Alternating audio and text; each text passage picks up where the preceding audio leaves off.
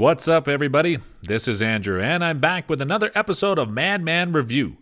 Today, we will look at some of the best guns for beginners and home defense. Let's start from the beginning. What to consider?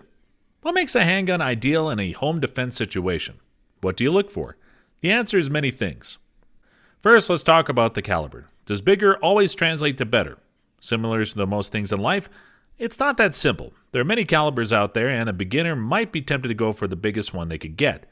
They may think that the bigger the caliber, the more powerful they can put down the range. While this is true, there are many other factors one needs to consider. Long story short, you cannot go wrong with 9mm. Why is that? For one, 9mm is very easy to find and to get compared to other calibers. Even with its small size, it has enough power to put down an attacker in a home defense situation, as most attackers do not bust into your home wearing armor. Moreover, its small size means that you could have more bullets in the magazine. 9mm guns usually have 15 bullets per mag or more.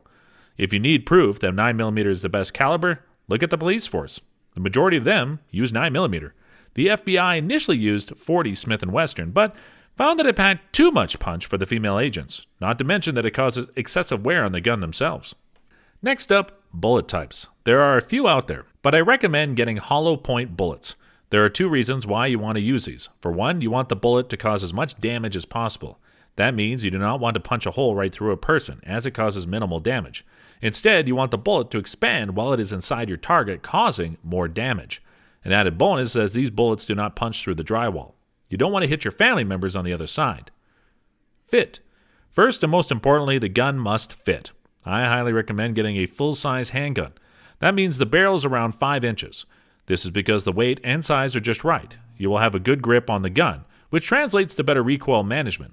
Plus, the distance from the front to the rear sight is far enough as well. All of this means that you can aim and shoot better and more accurately. However, if you plan to do concealed carry in the future and don't want to buy another gun, I recommend checking out the compact size. Of course, they are smaller and might not fit in your palm as snugly, but they are still good enough in a self-defense situation. Next, safety. I recommend you get one that does not have an external safety. Okay, I know it sounds very silly. A gun without a safety might make someone nervous, but there's no better safety than your trigger finger. Practice gun safety, and you should be fine, even without the external safety. The reason why you want one without safety is that you might fumble and forget to disengage the safety in a stressful self-defense situation. You want to whip the gun out, pull the trigger, and know that it will go bang. Spending an extra second to disengage the safety can be lethal. Ergonomics. I'm talking about how easy it is to hold the gun. How it feels in your hand is important.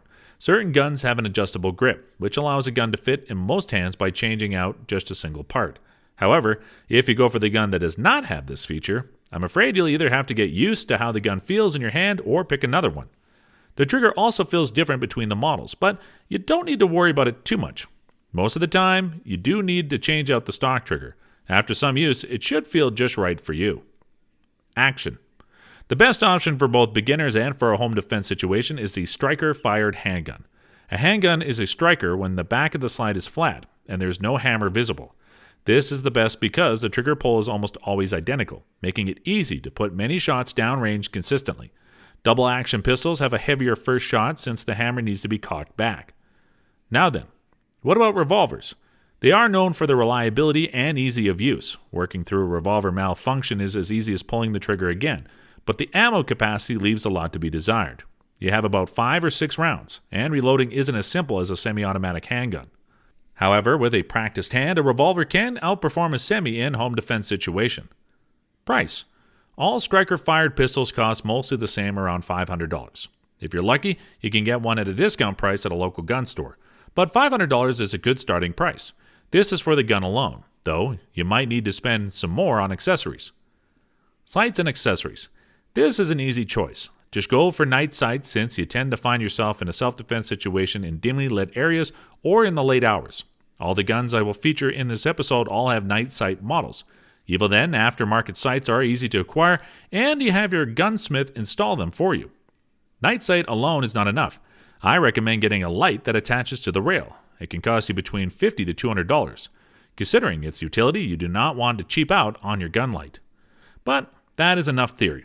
Let us look at some of the best home defense handguns you can get on the market today. As always, the links to all these products are in the description. If you find this helpful, consider giving us a like and subscribe for more content like this. Number 1. Glock 17 or Glock 19. When people talk about handguns, someone has to mention the Glock. Aesthetics-wise, it is bland. It is made out of polymer and looks unassuming. Even so, do not let its humble looks fool you. If I get to choose which handgun I would bring into any situation, the Glock would be my default option. This is because the Glock 17 full-size and the Glock 19 compact are very reliable. Some people like it for it, others hate it since the Glock is the default option for many people. But the undeniable truth is that it is very reliable, which is why both the 17 and 19 are two of the best-selling 9mm guns from Glock. The Glock 17 is full-size, but if you want to carry concealed, go for the Glock 19. The latest Gen 5 is available, but you can get your hands on Gen 4 models out there. If you live in certain states like California, go for Gen 3. The performance is more or less equal across generations. Number 2. Smith & Wesson M&P M2.0.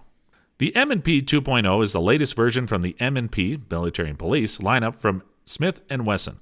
The M&P 2.0 is one of the best handguns you can get. It is full size and the same size as the Glock 17. The M&P 1.0 was pretty solid, although the trigger left much to be desired. The second iteration of this handgun resolved that problem and added a better texturing on the grip. Plus, you can still change out the palm swell so that the gun fits snugly in your hand. The M&P 2.0 comes with safety. However, you can easily replace it with some inserts. Number 3. Springfield XD Model 2 Service Model. Next up in my list of best handguns, the Springfield XD Model 2 Service Model. This is the latest iteration of the Springfield XD. This striker-fired handgun comes with good grip texture and the stock trigger has a good feel to it. The service model is a compact-sized gun with a full-size grip. A noteworthy mention here is the safety feature. Normally, I do not recommend a gun with a safety mechanism in a self-defense situation. However, this is one of an exception since it has a grip safety which is passive. When you hold the gun, the webbing between your index finger and thumb will engage the little lever, allowing you to fire. This is infinitely better than having to flip a switch. The only downside to this gun is that there is no adjustable backstrap. That means you have to like how the gun feels in your hand as there is no way to change it. Number 4. Sig Sauer P320. The Sig Sauer P320 is the U.S. Army's choice for a sidearm, for very good reasons. There are many variants out there, but I would recommend going for the civilian one. The P320 is just as reliable as any other gun in the Sig Sauer offerings. The construct alone is better than other guns in its class. Number 5. Smith & Wesson Model 686 Plus. This one is a revolver. The Plus means that the Smith & Wesson Model 686 Plus holds 7 rounds instead of the traditional 6. Personally, I like the 4-inch barrel length. Too short, and you will have a hard time controlling the gun when firing. Too long, and it's just clunky. But it's up to you to decide which barrel length works for you. The Smith & Wesson Model 686 Plus shoots both .38 Special and the potent .357 Magnum rounds. I recommend going for the .38 Special first since the gun wouldn't kick as much, making it perfect for recoil-sensitive individuals and also for training. But if you think you can handle more recoil, go for the .357. It'll kick your target harder than it kicks you. Number 6. Smith & Wesson M&P Shield EZ 9mm and .380 ACP. This gun is not named EZ for no reason. The M&P Shield EZ 9mm and .380 ACP are known for their ease of use. Specifically, it is easy to rack the slide and load the gun. The M&P Shield EZ comes in 2 calibers, 9mm and .380 ACP. I recommend going for the 9mm variant as it packs a punch and is concealable. However, if you want the easiest, go for the .38 ACP variant as it is the easiest to rack and shoot. Both variants work as a concealed carry weapon, but the .380 is better in this aspect. And there you have it, guys. My selection of the finest handgun for beginners and for home defense situations. Thank you for watching and see you again next time.